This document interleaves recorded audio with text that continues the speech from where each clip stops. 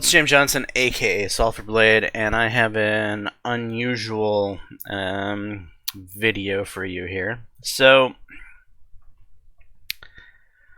I, like many other people in the world, utilize a service called Steam. If you don't know what Steam is, well, it's a site that you can purchase and then host video games. Media, and they're even kind of dabbling into other forms of media like video and stuff. But anyway, Steam's been around a long time, and most people should know what Steam is at this point in time.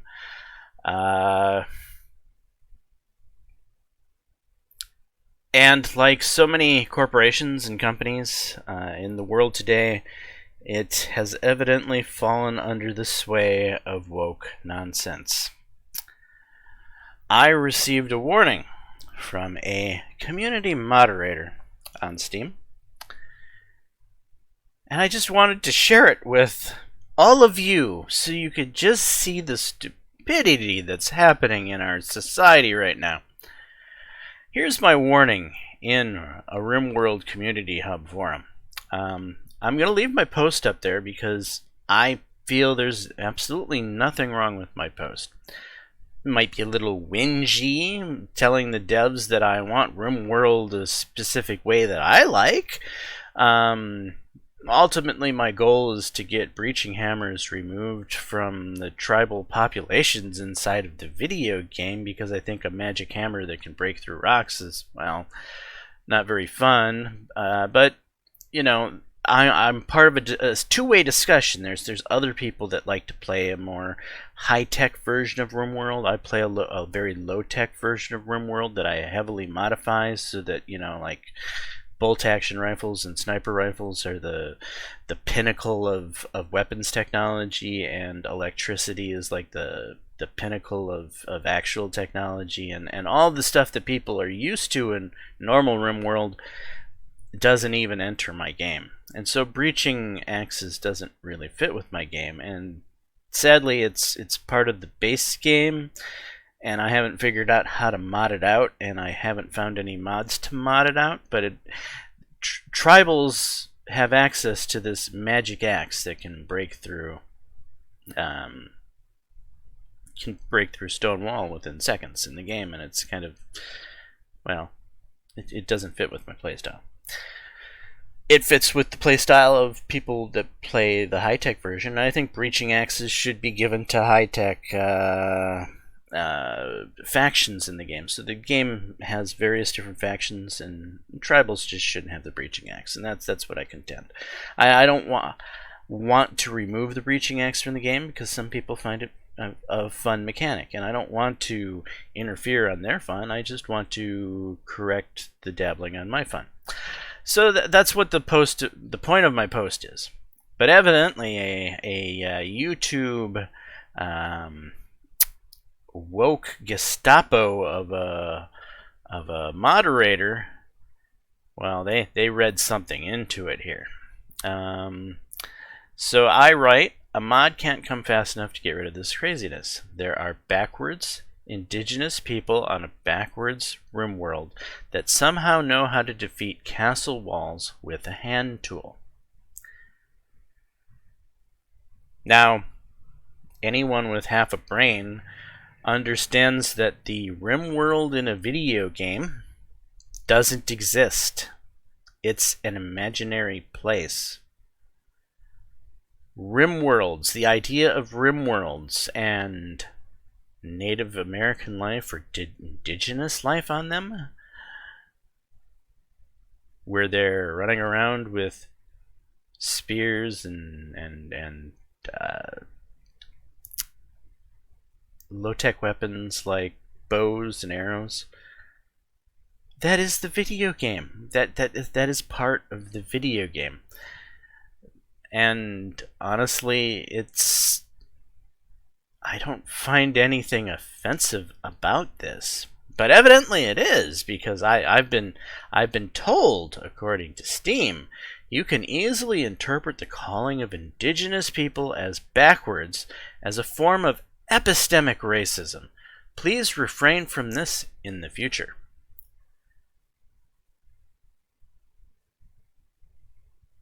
I'm annoyed right now, to say the least. So just to top this off, some of you, well, a lot of you may not know this about me because I don't advertise it. You know, if you looked at me in real life, not that I've ever actually shown my mug on any of my videos, but I'm currently a 50-year-old pasty white guy. But when I was a teenager, I was very, very dark. And there was a reason for my dark complexion until I joined the Navy. And the reason for my dark complexion is that I have a large percentage of Native American blood in me. I grew up in northern Wisconsin, where I got to witness the walleye wars take place in real time. And some of you might be saying, what's a walleye war? Well, this was a period of time in Wisconsin where Native Americans slaughtered walleyes by the hundreds of thousands and almost destroyed the tourism livelihood, the fishing livelihood of northern Wisconsin, single-handedly, as they slaughtered walleyes while they were spawning, threw them into their boats, then tossed them into the back of pickup trucks, and dumped them off in landfills. It was a disgusting practice where the only thing they were doing was attempting to exercise their Native American rights. There was nothing Native American about it. It was appalling.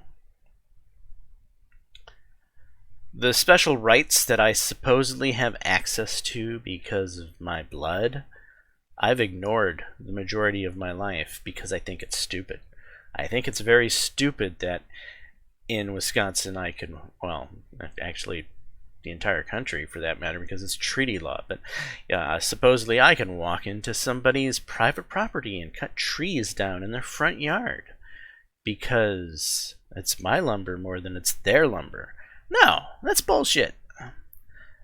Spawning walleyes, spearing spawning walleyes is bullshit too, as is a whole ton of other things that Native Americans have pushed in the past 20 years, not to mention the frickin' casinos that can't be had in the majority of the country, but yet Native Americans can have the casinos? No, I don't buy it. So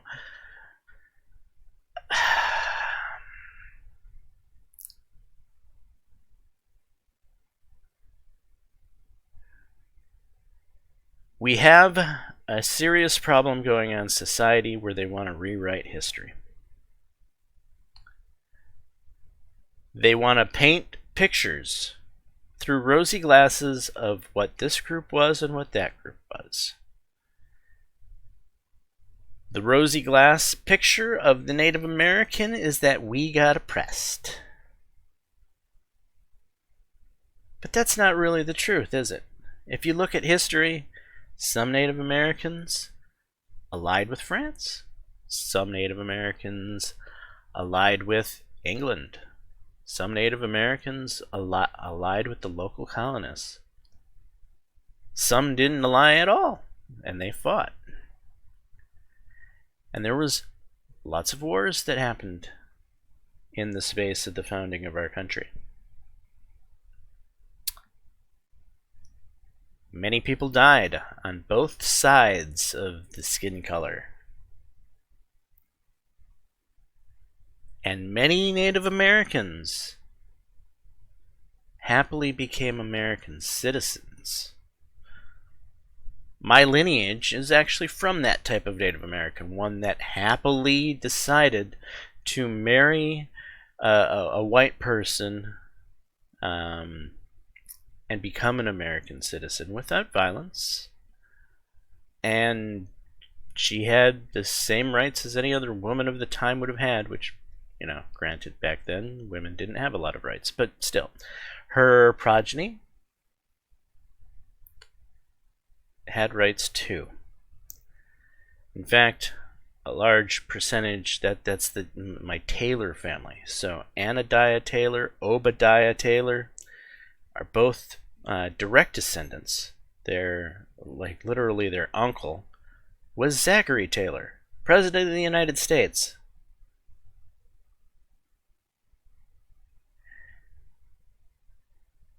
Just a small step below the President of the United States was Anadiah, which would have been his nephew, and Obadiah, which would have been Anadiah's son.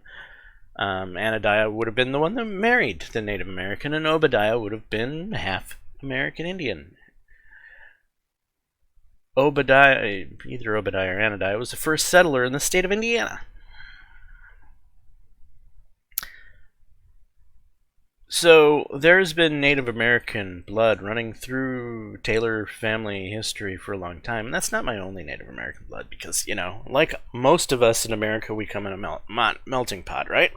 And people meet and people get married, and well, on the other side of my family, I have Native American blood. So I got a special infuse of Native American blood coming from both sides, from different tribes.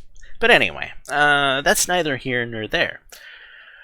What is here nor there is the erasing of our history, the changing of it to serve some special woke nonsense need. Like this Steam post where I'm being informed that the calling of indigenous people as backwards is a form of epistemic racism. Literally, this is like somebody telling a black person they're black for calling someone a nigger. Uh-oh, I just said that word on my YouTube channel. This is going to get completely canceled because I'm, well, pasty white now because I was in the U.S. Navy and didn't get much sun through the majority of my time in the Navy. But before that, I was very dark-skinned. Anyway, I'm probably going to get canceled for having said that horrible word that comedians and people used to use all the time. People just like me would have used it in that exact same context. And people would have understood because it was a form of communicating a topic. They wouldn't be so hypersensitive that they would immediately jump under their bed sheets and start crying. How dare he say something so horrible? Seriously, this world is in trouble. And it's in trouble because of stupidity. Absolute stupidity. Just like this. I'm being called a racist towards indigenous people. And I have more indigenous blood than frickin'... Who's that politician?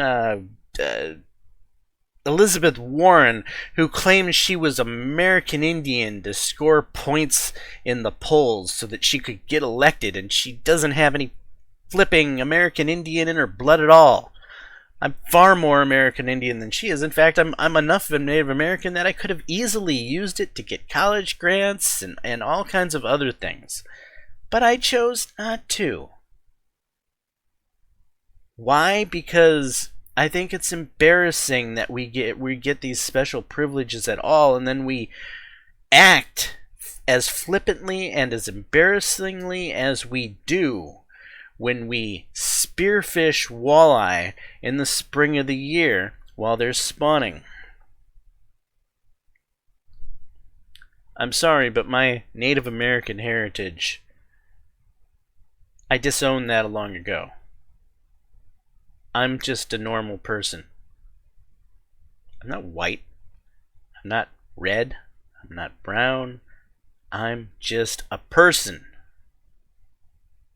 That is the true message that Dr. Martin Luther King was trying to get across to you idiots.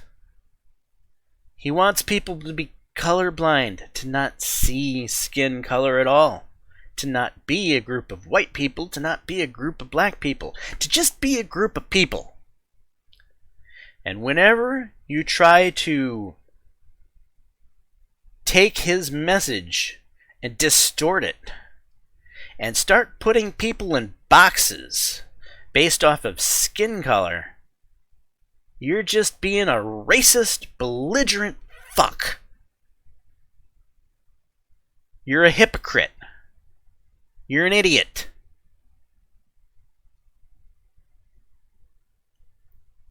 The reverse racism that's happening in the world today is just as appalling as the racism of bygone.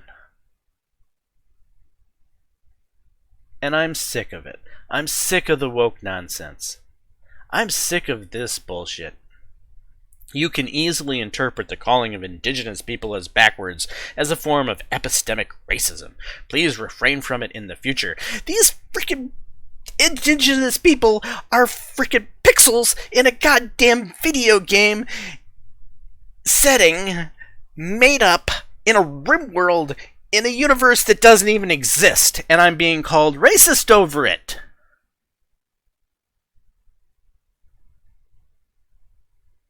This stupidity has to end. Anyway, I've ranted enough.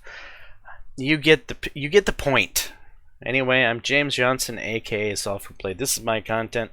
Hopefully you're enjoying it. If so, please leave a like and subscribe. And until next time, all.